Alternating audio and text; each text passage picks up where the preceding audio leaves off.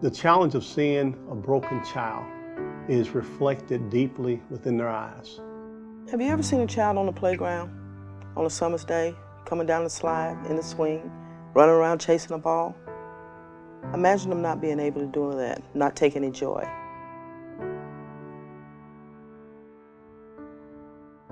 Children haven't felt safe enough, or they just don't have the ability or capacity just yet to be able to express what their real need is. I have spent many years dealing with people that have been abused, and I have seen the effects of the cycle of abuse year after year after year, and it is heartbreaking. In 2014, in the United States, there were 3.3 million children that were neglected or abused. And we also know that 7 children die each day as a result of abuse. The death of my granddaughter in 2009, she was brutally taken from this earth by child abuse.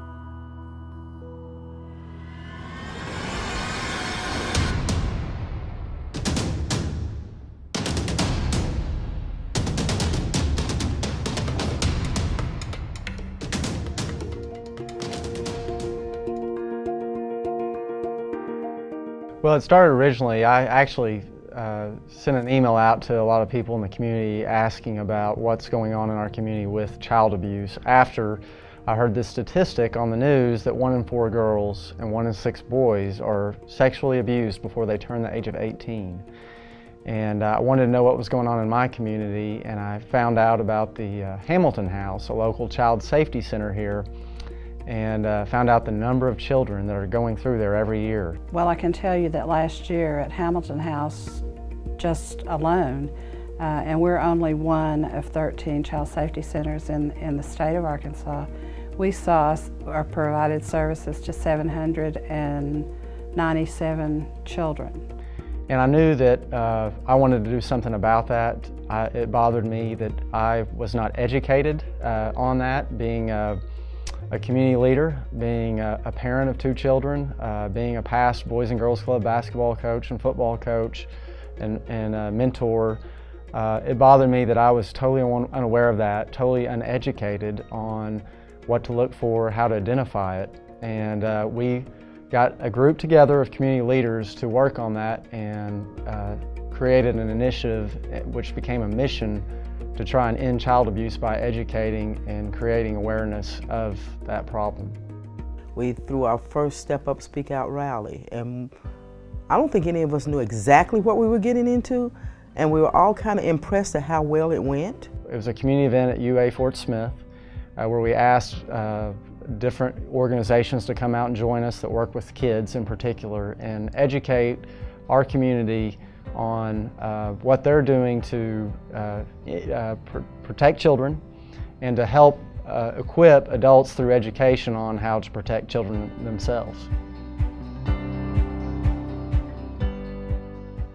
The need to reach those that are hardest to reach sometimes, we felt like we needed to really go to different areas throughout the region and have an event that is fun but also very educational, and so we started what we call block parties. We felt like that may be the best way to get the message out, and when they were looking for volunteers for block parties, I was all about it. I wanted my kids involved. I wanted them to experience that. In the schools that we partner with for these block parties, before we have the block parties, we go to the schools and talk to the kids. We have great speakers on the subject that are great at talking to these kids at their level.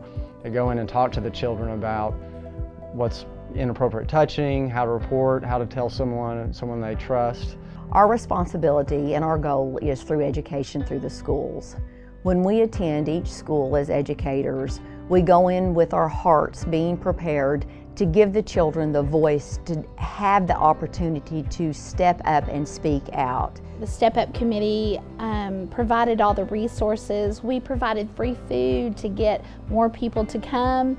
We had games, but the most important thing was that we had the speaker that was there to give the message to children that abuse is not okay, and here's what you can do about it if you're experiencing that.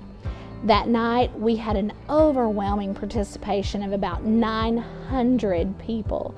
And it's really fun and it's exciting, but it's also just a neat way to engage children and let them feel comfortable as we educate them about Step Up, Speak Out. We did the next few weeks of school, we did have a couple of kids that come in and reported through being exposed to the event that night on the playground. They knew that they needed to let somebody know, and so we were able to help 2 children from the first year.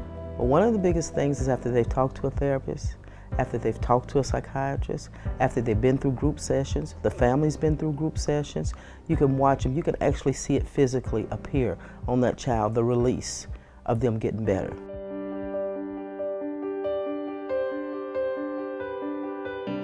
There is a lot of unspoken issues within places, whether it be churches or schools, that this organization creates a platform for people to basically voice a sense of we're hurting and things aren't right.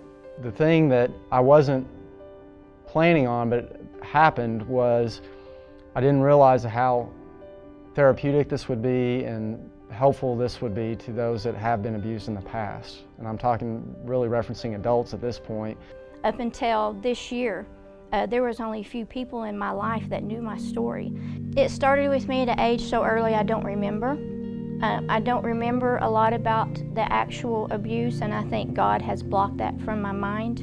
And it stopped when I was 14 years of age, when I finally found my voice, because there were people that knew and that did not help me.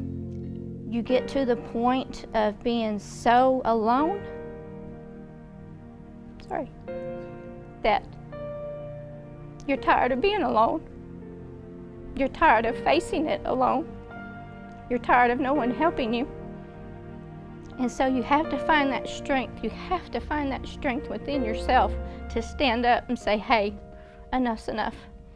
And through this program, when these children see that there is someone, not just people coming up and telling you, I'm going to help you, you know, to know that there is someone that's been there, that's done that, and that will help you have your voice. I hope to be an advocate for those who don't have a voice through this program.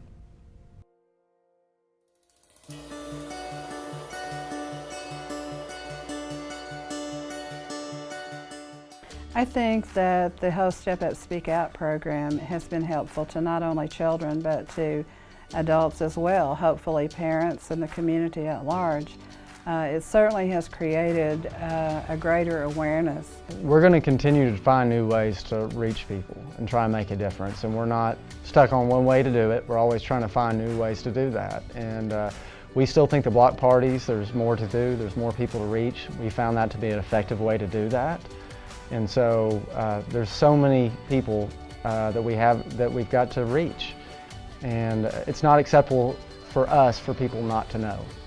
And so that's part of our mission to try and end abuse, is to make sure that people know. And that's our responsibility, and that's our goal to accomplish our mission.